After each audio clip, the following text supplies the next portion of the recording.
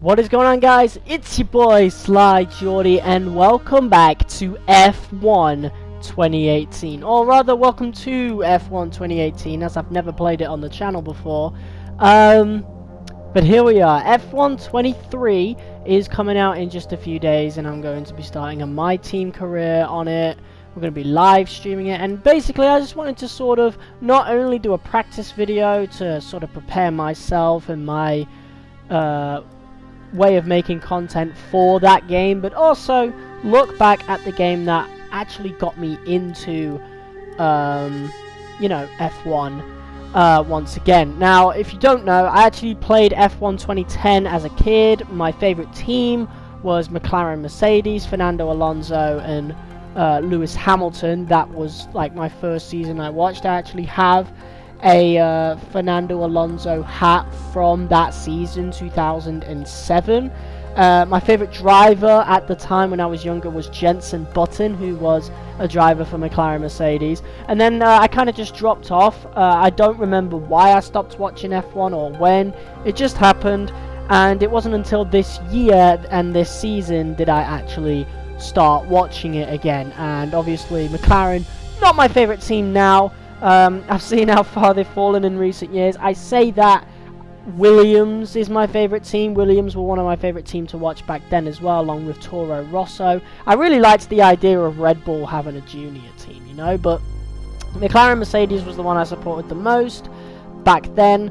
Obviously McLaren has changed so much now to the point that, you know, I just can't bring myself to truly fully support them. They're like on my second tier of teams I support. The first tier being Williams Racing and Aston Martin. I've always loved Aston Martin, as in the brand, the cars. My favourite car ever, and those of y'all who have known my content for a while will know that the Aston Martin V8 Vantage or the V12 Vantage, either way, that model, that car is my favourite.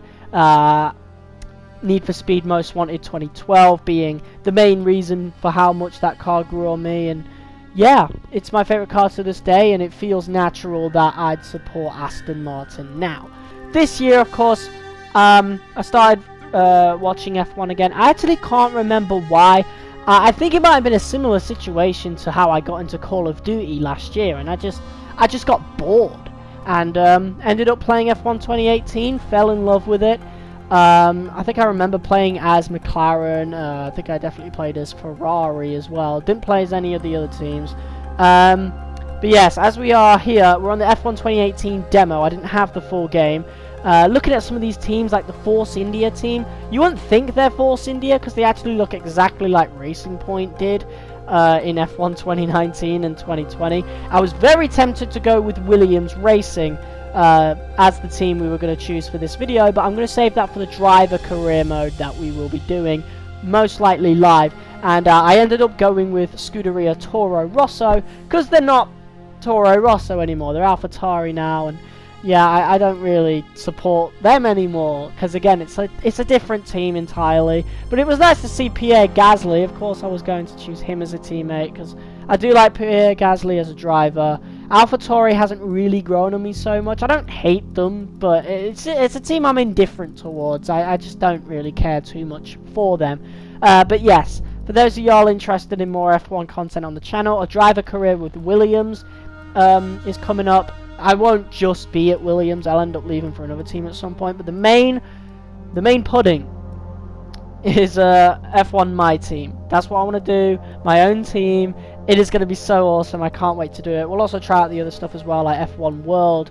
We'll do some live streams online. You know, unranked lobbies. It was one of my favorite things to do on F1 2020, and I'm taking a bit of a break right now. That's why I was playing 2018, because I've uninstalled 2020. I'm not going to play that game again.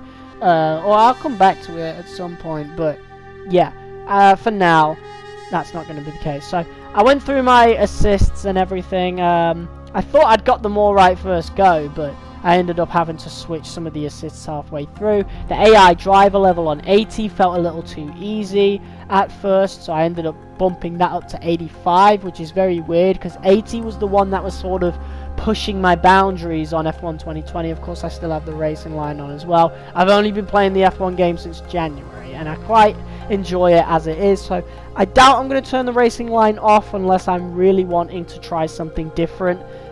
Maybe halfway through the career, maybe even for next year's game. But for the first game, I just want to stay within my comfort zone and just really fully enjoy the game that's offered. Because F1 23 looks like it's going to be awesome. But yeah, we got our first cutscene of the game. Let me just show you what we got here. Thanks for coming by. I'm sure you're very anxious to get out on track. It's taken a lot of effort to get to F1. Congratulations. But the real work starts now. This is Claire, motorsports journalist. Nice to meet you. You'll be seeing quite a lot of me throughout the season. So, you had a pretty impressive junior career. How are you feeling about your move into F1? Do you think you have what it takes? Let's save the questions for a proper interview, shall we? I'm sure you'll have a lot more to talk about once there's been some action on track. I think we could fit you in after FP1 if you're free. That works for me. I'll grab you the second you finish on the track. Remember, the relationship you have with the team can be affected by what you say to the media.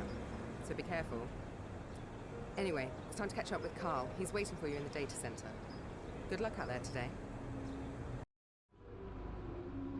Welcome to the data center. Here, we've got access to all kinds of information, including car telemetry, weather, lap times, tyre wear, the list goes on. Plus, we've got a direct link back to the factory, so we're in constant communication with the team there. We need you to regularly feedback about areas of the car that are lacking and help us direct our resources in the most productive way. More effort here equals a quicker car, so it's well worth the effort. Good luck this season. Oh, and make us all look good, okay?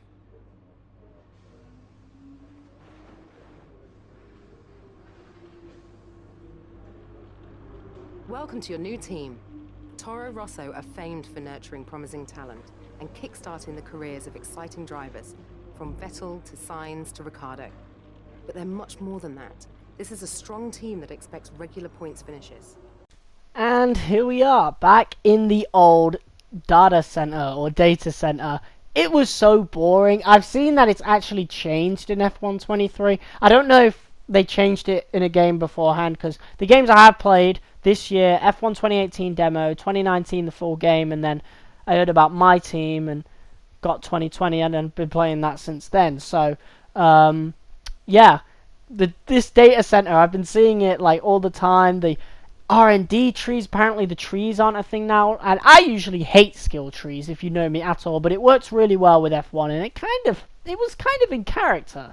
So I don't know why they ended up changing it, and they've obviously not brought it back, so I don't think we're going to see it anytime soon. But yeah, having a brief look through there, but I didn't really need to do much because, again, it just hadn't changed much from 2018 to 2020. But here's something that did. Melbourne, where the practice session is about to start for this weekend's Australian Grand Prix. The pre-race talking is over. Now it's time for the drivers to show their worth.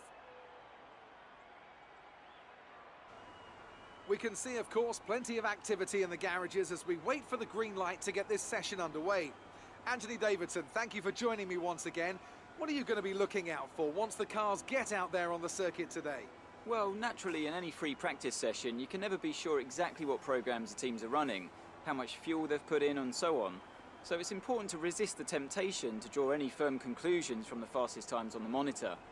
What we can do, however, is look for consistent pace over the course of multiple laps. So if someone does half a Grand Prix distance and they're consistently half a second quicker than another driver doing the same, then that's generally a good indicator of a car with a solid race pace. Now, why did they remove that? You know, the little commentary before the session started. I noticed that in 2020, the practice sessions, the qualifying sessions, they didn't have any of the commentary before, you know, the sessions got underway. And I found that very kind of jarring, and it kind of took away from the immersion and realism of the game. I don't know if they brought it back for F1 23. I highly doubt it, but it is something that I definitely miss, and that's for sure. But yeah, I do like doing these little retro videos, looking back at old games. I've always done it with I always do it with Need for Speed. So maybe this is something we could do with F1. I definitely want this to be a thing for... I definitely want to try something like this for this F1. F1 2016 is one that I've had my eyes on for a while. That was a pretty iconic season with very different looking cars to nowadays. So I think after we've done everything with F1 23, maybe on the lead up to 24, we might do a retro career mode on F1 2016. But yes, here we are, out for our first laps, and obviously immediately I had to go to the settings. So we'll just skip forward because I had to change the camera settings, I had to go back to my assists. We'll just skip forward to my first proper full lap. Qualifying for the Australian Grand Prix should be getting underway shortly. So then, Ant, it's another Grand Prix weekend, another exciting qualifying session ahead of us. What are you going to be looking out for over the next few minutes? The first question's going to be who can avoid making mistakes. There isn't much margin for error in qualifying, and you have to bear in mind that the track conditions may have changed since practice, particularly as we've had a few support races in the meantime. If the brake bias settings, for example, don't take this into account, it's extremely easy to lock up a front wheel and cause a flat spot. Just like that, your lap's ruined, and you've wasted a set of tyres to boot. So there you go, another little cutscene. I do miss them, I hope they bring them back one day, but yes, our first proper lap that didn't have any pauses in it to change any settings was in qualifying. Q1. I think I'd turned the difficulty up at this point as I was loading into Q1, or maybe it was Q2. I think it might have been Q2, because I think I found it like pretty easy to qualify. But I'm getting ahead of myself here. The first turn, going pretty well, pretty decent turn. I did practice quite a bit on practice 1 in between, messing with my assists. But yes, here we are. Daniel Ricciardo in the Red Bull in front of us. How funny how things swing back around, of course, in between this game and now. He went to Renault, and then he went to McLaren, and now he's back at Red Bull as their third and reserve driver. But yes, we were just chilling behind Ricciardo, our senior sister team in the Red Bull here, right behind him. A little bit of contact at the back there. The braking system is a little different with F1 2018. Other than that, I wouldn't say things are too different from F1 2020 from, you know, what I can compare it to. I obviously can't compare it to F1 22 or 23 just yet. But yes, braking is definitely, you definitely have to brake a little bit earlier in this game. I did find out very quickly, because I don't know if you see it a few times during the race or whatever, but I definitely found it a bit difficult. But yes, this was our first lap of the day, and we actually were able to go for a second one, and that's another thing I noticed with F1 2018, was that you could go for another lap with the amount of fuel that you had, which was very, very weird for me, because in F1 2019 and 2020 you usually only had enough fuel for one flying lap, and then your second lap, with asterisks, that would be the one where you would have to pit, you know, go back to the pits, get a refuel, wait for everybody else to set their laps before you go out for another one, and hope the track has, you know, evolved enough, which is something I actually didn't notice was a thing in F1 until pretty late on into my run in 2020. I'd say like barely even a month ago I noticed it, and, you know, planned my qualifyings in 2020 accordingly. But yeah, a very, very good lap on our second run here. I obviously got better at the game the more I played it, as you knew. And yeah, we were actually able to improve on our first lap time by almost an entire second, which is crazy, but very good. I came to grips with the Toro Rosso car quite quickly. I think the only change I really made to the setup was I think I added a little bit more downforce, but that's pretty much about it. In hindsight, I kind of wanted to add even more downforce because it was a little difficult to turn on some of the corners, but for Q1 we made it through pretty easily. And this is where I, of course, ended up putting up the difficulty up to 85, which was again very weird for me. 80 was the highest I'd gone to in F1 2020, so that definitely scares me a little bit. I'm definitely going to have to do some proper testing on F1 23 to truly find out what my timings are. But yes, here we are into Q2, and things are looking pretty good. I was a little bit skeptical as to how this one would go, quite simply because I had literally just bumped the difficulty up. But yes, our first lap in Q2, hoping it would be a good one. And then Kevin Magnussen completely cuts me off.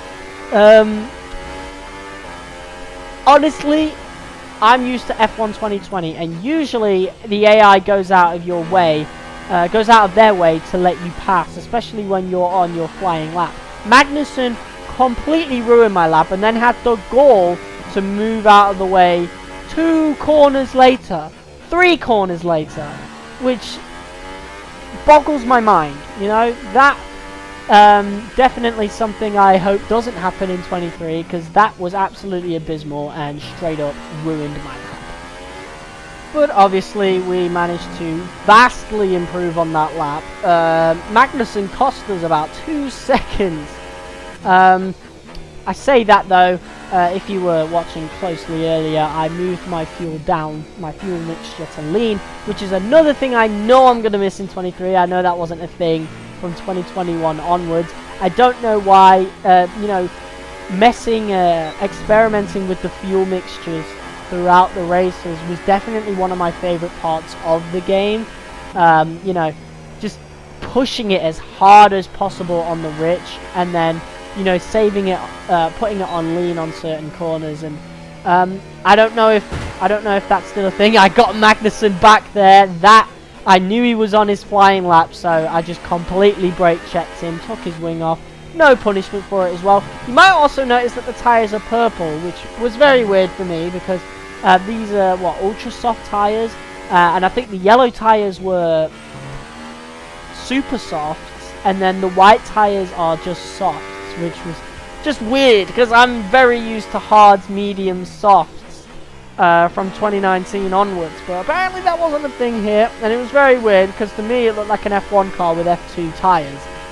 So definitely something I needed to get used to. You might notice this lap's pretty bad, but obviously I was going to box this lap. I mean, you could probably tell after I brake checked Magnussen, but you know. And of course, I didn't actually go for another run. I just kept it on the one run, and we just made it through. Icing on the cake, Kevin Magnussen was the one that was knocked out. Not that I hate Magnussen, but after what he did in that session, pretty nice to see that. We just made it through to Q3. So I'm kind of glad I changed it to this difficulty, at least for 2018 anyway. So for Q3, I decided to take a page out of my F1 2020 qualifying strategy book after learning about track evolution, and I decided to do my second and last qualifying run all the way at the end of the session. So yes, our final lap of Melbourne before the race, and here we go with the lap. Not a very good first corner, but honestly not too far off my original pace. This corner, struggled a lot on this corner in F1 2018. You know how I said earlier about the braking is a little harsher, you have to brake a little earlier than I'm used to. Yeah, didn't do too good on this second try. That sector, the end of sector 1, completely ruined any chances of beating that, but I think I half gave up and half didn't around this point. I knew I wasn't going to beat it. I was too far off my original time in Q3, so I was kind of there for the taking for everyone else's lap time, so I decided to push it anyway, but I think at this point I'd definitely given up because I was definitely letting off the throttle a little bit, lifting, because I was almost half a second off of my original time. But qualifying was complete. And it looks like we're going to get 6th place, although other people need to finish their lap times. So let's see what we got. We got 9th, which is quite respectable, you know. I was expecting 10th after that bottler of a final lap. But yeah, we did pretty well. And it's really weird to see Kimi Räikkönen on Ferrari, Sainz on Renault, same with Hülkenberg. Renault completely changed. I mean, well, they're Alpine now, but weird to see Räikkönen qualifying on pole position. New drivers, new cars, and a new Formula One season. But it's the same Albert Park that we've come to know and love for more than 2 decades now that hosts the first round of a 21-race championship, taking us from here in Melbourne, Australia, across the globe before we eventually reach the season finale at Yas Marina Circuit in Abu Dhabi. Here's the track then, 16 corners, 6 to the left and 10 to the right. They make up the 3.3 miles around Albert Park Lake, with turn 1 and 3 providing the best opportunities to pass. We have plenty of changes to the sport this year, with the addition of new safety features, the return of France and Germany in an expanded 21-race calendar, and more tyre compounds than ever before. And of course, we have some big car manufacturers back in the sport too, with Alfa Romeo and Aston Martin returning as title sponsors for Sauber and Red Bull respectively. Joining me to take you through all the action of the 2018 Formula One season is Anthony Davidson. Great to have you with us. Thanks, Crofty. Always happy to be here. I'm looking forward to getting underway. Last year was Mercedes' 4th Constructors' title in a row, although for the first half of the season it was absolutely neck and neck with the Ferraris. Hopefully this year we can see the chasing pack take that final step, as I'd love to see a championship contest all the way up to the final race in Abu Dhabi. Another story to keep an eye on is the relative performance of McLaren and Toro Rosso, who have exchanged power unit suppliers this year. And given the additional restrictions on engine components, they need to be strong in terms of both performance and reliability. We're almost ready to go then, and this is what the starting grid looks like for today's race. Kimi Räikkönen's perfect lap yesterday sees him start from pole position, with Daniel Ricciardo slotting in alongside. Looking down the rest of the grid, we have Bottas, Hamilton, Sebastian Vettel and Hülkenberg, Sainz, the rookie, Grosjean and Kevin Magnussen, Ocon, Alonso, Pierre Gasly and Leclerc, Perez, Verstappen, Stoffel van Dorn and Sergei Sirotkin. Stroll and Marcus Ericsson rounds off the grid. And now it's time to head down to the track. Now, I don't know what was up with the audio here, but for some reason it didn't pick up the team radios, which was very weird, because I clearly heard it through my TV while recording this. I genuinely remember, but for some reason the game recording didn't pick it up at all, which again was very, very odd. And again, this is odd, seeing red and knowing that's the medium tire, or at least the equivalent, and then seeing purple. But we decided to obviously start on the purple tire, and of course we've got the formation lap to do as well. Obviously I've got manual starts. In terms of starting it on the formation lap, I'm still trying to get used to the start on that, but I know for the actual race I'm pretty decent with it in terms of starting. It's just the formation lap I do need to start improving my stats a little bit. So yes, here we go, coming up to 5 red lights, and away we go. Already on the rich mixture, and we've lost the position. Romain Grosjean, what a start for him in the Haas. Magnussen diving down into the first corner, and we make a couple of overtakes there, bringing back 8th place. Well, we didn't originally, we started in 9th, so we get to 8th place, and now we start pushing Kevin Magnussen, K-Mag. He's right behind his now teammate Nico Hülkenberg, but for now, we're in the points, which is a beautiful start, although you can clearly tell we're not as fast as these cars, obviously, and it might also help that the difficulty is at 85. F1 2018 proved to feel a bit more difficult than 2020, of course, as you saw earlier with K-Mag. The AI is definitely a lot more aggressive in this game than they are in 2020. I wouldn't call it 22 level, but you know, they're still pretty aggressive. And it might also be added to the fact that I added a bit more fuel in. Or I didn't actually make the choice. The choice was made by, obviously, the race engineers. They decided to put this much fuel in. So maybe I could have extracted a bit more speed out. But honestly, at this point, it's all down to the pit strategy, whether or not we gain more positions. Which is exactly what we do. We disobey the team orders to come in this lap. I decide to go out for an extra one as Nico Hulkenberg pits on lap 5. We stay behind Kevin Magnussen. A couple of other people pit, and we automatically go up to a P6, which might not be too important right now. It's more of a virtual thing. Virtually, we're still 8th, technically. So I decided to box this lap instead because, you know, we're doing pretty good right now, but I don't think we're going to be able to push it much further, especially with these tyres now wearing out. I just wanted to get past Hulkenberg because I was absolutely sick of being behind that guy.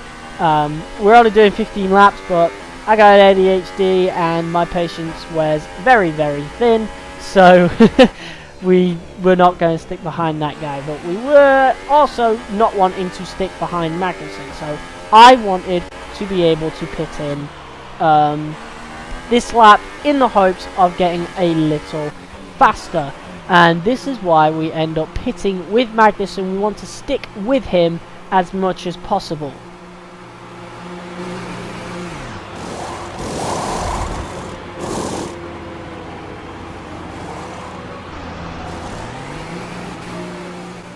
And somehow, someway, we've actually ended up in front of Magnussen. I have no idea how that happened. Maybe he got blocked.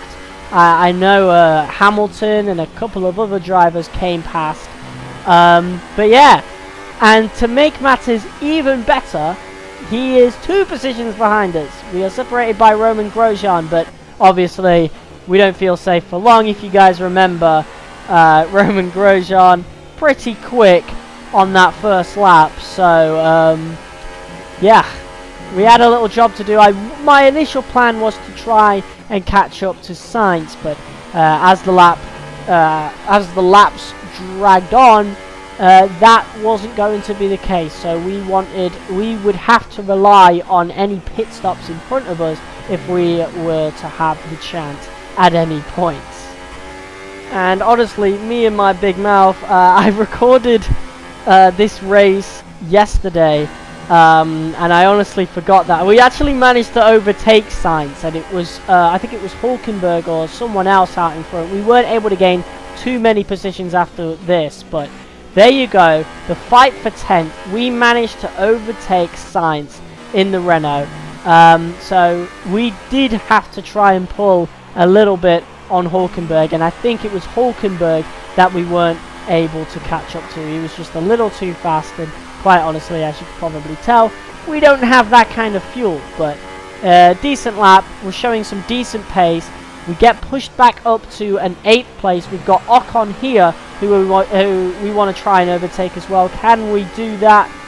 We're going to try and get the slipstream. We are using so much fuel, so much so that I had to put it down to lean, but we dive bomb down on the inside, and we manage to take over 7th place, which is beautiful, a beautiful overtake.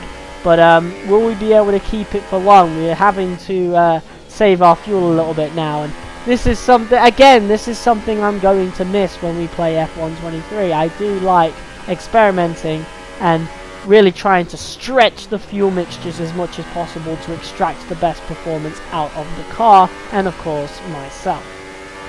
And honestly, this kinda helps us right here. The safety car has been deployed. The race leader, the man who qualified on pole position for Ferrari, Kimi Räikkönen.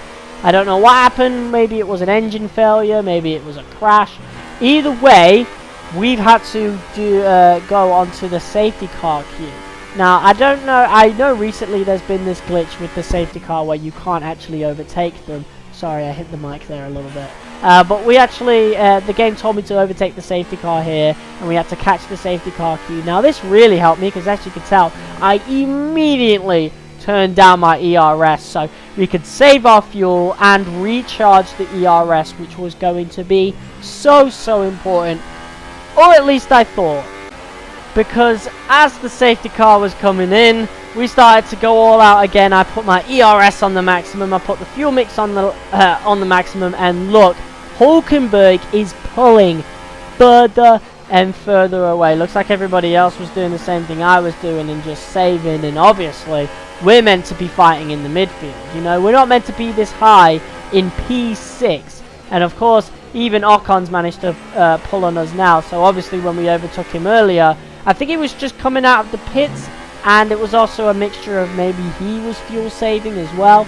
Either way, we're going to have to fight to be able to keep P6 on these last few laps. And of course, we're not going to be able to run in the engine mode of Rich for that long. So obviously I know how far I liked to push it on F1 2020, so when the race engineer told me that, I wasn't too worried at that point. I took one look at it, but I knew like towards the end of this lap I would have to turn it down, and obviously that's what I do right here. So yeah, obviously I had to also keep an eye on ERS. A lot different here, we don't have the overtake button, so I'd have to like tune it down manually. So definitely a lot of things going on here, but you know what, I liked it because I really fought for this position, and you know, I don't think we were going to be able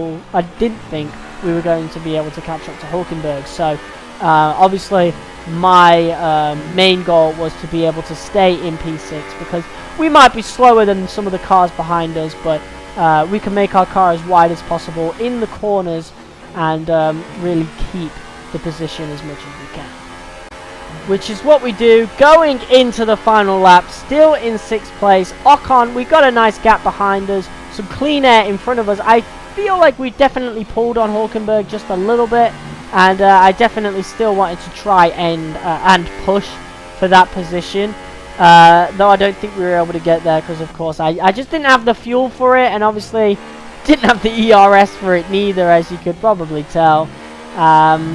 But yeah, Hulkenberg not too far away, so here we are, still looking pretty good in the corners.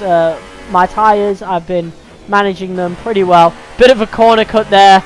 Like, I was getting a bit desperate. I really wanted to get 5th place at the very least. I wanted to catch up to Hulkenberg, but either way, it does stretch out our lead on Ocon a little bit more, although I definitely don't want to be doing any corner cutting in desperation or not on F1 23, so I'll definitely try to temper my impatience a little bit. But yeah, honestly, I can't be too mad at a P6 because we really pushed this car to its absolute limits. We were having some great laps throughout this race, including this one, other than that little corner cut of course. But yeah, I managed to adapt to the F1 2018 handling model quite quickly, and yeah, I honestly quite enjoyed this revisit of the game, and the race winner ends up being Daniel Ricciardo in for Red Bull.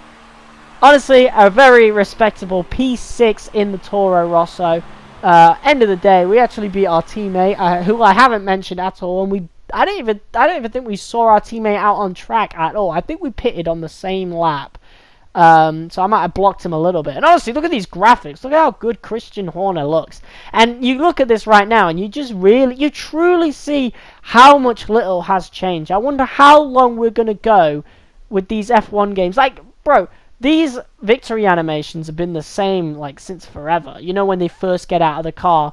I hope we get an update in the next game or another one where these things change, you know. I would like to be able to unlock some post-race celebrations before the podium, of course. Like, we know some people ran towards the crowd to celebrate. I think we do have that, but there's other things like Fernando Alonso used to like stand on his car and do some like weird dances and pose and stuff. Like, I want that kind of stuff. But yes, Daniel Ricciardo, Sebastian Vettel, I think it was, and Valtteri Bottas on the podium. Pretty weird looking podium, but very welcoming nonetheless. A very good race, a very good time.